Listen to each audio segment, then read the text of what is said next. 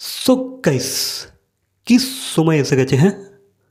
না মানে এবারে নাকি কিছু টাকার জন্য, কিছু কাজের জন্য বাবা আর মেয়ে অন স্ক্রিন রোম্যান্স করবে, ঠিক আছে? অন স্ক্রিন জিএফ ভিএফের রোল প্লে করবে। শুনেও বেশ অবাক লাগে, ঠিক আছে? তো গাইস এমনটাই কিছু হয়েছিল, ঠিক আছে? না মানে সাইফ আলি খান আর সারা আলি খান নাকি জিএফ ভিএফের রোল প্লে করতো আর তাদের মধ্যে একটা রোম্যান্স হতো, ঠিক আছে? তারা অন স্ক্রিন রোম্যান্স করতো। সো গাইস, জওয়ানি জানে মন এই মুভিটার কথা মনে আছে তো? না মানে যে মুভিটা 2020 31 জানুয়ারিতে রিলিজ হয়েছিল। মুভির কাস্ট ছিল সাইফ আলি খান, আলায়া এফ আর টাবু, ঠিক আছে?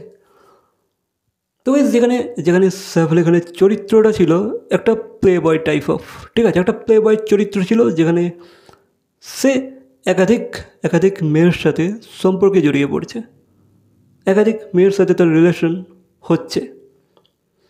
তো বেশ তারই মধ্যে সেই রিলেশন হতে হতে হতে হতে সে একসময় গিয়ে অজান্তেই তার মেয়ের সাথে রিলেশনে জড়িয়ে পড়ছে, ঠিক আছে? তার মেয়ের সাথে তার রোম্যান্স দেখানো হচ্ছে, তার মেয়ের সাথেই সে রোম্যান্স করে ফেলছে। হ্যাঁ গাইস, যেহেতু এখানে তাব্বু আছে আর তাব্বু সেই মেয়েটার মায়ের রোলটা প্লে করছে, ঠিক আছে? তো তাব্বুর সাথেও তার আগে সম্পর্ক ছিল, তো সেখান থেকেই তার তার যে সন্তান আলায়া এফ, সেই আলায়া এফের সাথেই পরে গিয়ে অজান্তেই সাইফ আলি খান রিলেশনে জড়িয়ে পড়ছে, ঠিক আছে? সম্পর্কে জড়িয়ে পড়ছে। তো গাইস হিসের মতো দেখতে গেলে সে তার মেয়ের সাথেই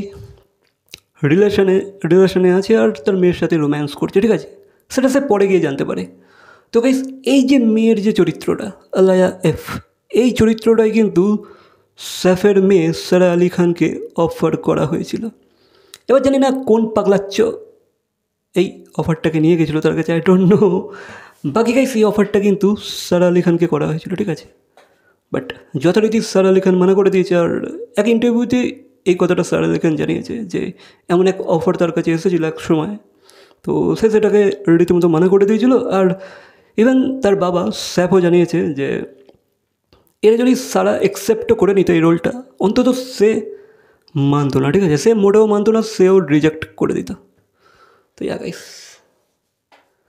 মানে জাস্ট থিঙ্ক যে ভাই এইসবও ঘটে চলেছে, ঠিক আছে? তো গাইস দেখতে হবে না যে ভাই প্রোডাকশন হাউসটা কাদের।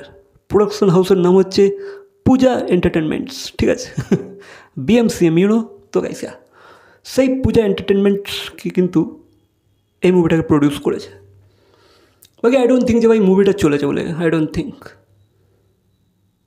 বাকি ইন্টারেস্টিং তো আছে, ঠিক আছে? এই জিনিসটা যখন আমি জানতে পারি যে ভাই আচ্ছা জওয়ানি জানে মনের আলায়া এফের ওই চরিত্রটা নাকি সারা আলি খানকে অফার করা হয়েছিল, এই শুনে তো আমি অবাক, ঠিক আছে? যে ভাই কোন পাগলা এই অফারটাকে নিয়ে গেছিলো তাদের কাছে? কে, কার মাথায় এসেছিলো এই শয়তানি বুদ্ধিটা? অন্তত গাইস আমাদের ইন্ডিয়াতে তো ভাই এগুলো হলে লোকে বয়কট করে দেবে, ঠিক আছে? দেখো হলিউডে এগুলোকে হয়তো অনেকে মেনে নেবে বা এগুলো খুবই ক্যাজুয়াল, ঠিক আছে? তারা যেহেতু এটা একটা প্রফেশন, একটা ওয়ার্ক, তারা তাদের কাজটাকে খুবই সিরিয়াসলি নেয়, ঠিক আছে? আর তারা অতটা অতটা খুবই খুবই ওপেন মাইন্ডেড, ঠিক আছে? বাট গাইস আমাদের ইন্ডিয়াতে যদি এগুলো কেউ করে ফেলে, জাস্ট থিঙ্ক যে ভাই কী হতে পারে। রীতিমতো সেসব অ্যাক্ট্রেসদের বয়কট করে দেবে ভাই, বোধহয় দেশ থেকে তাড়িয়ে দেওয়ার ব্যবস্থা করবে, ঠিক আছে?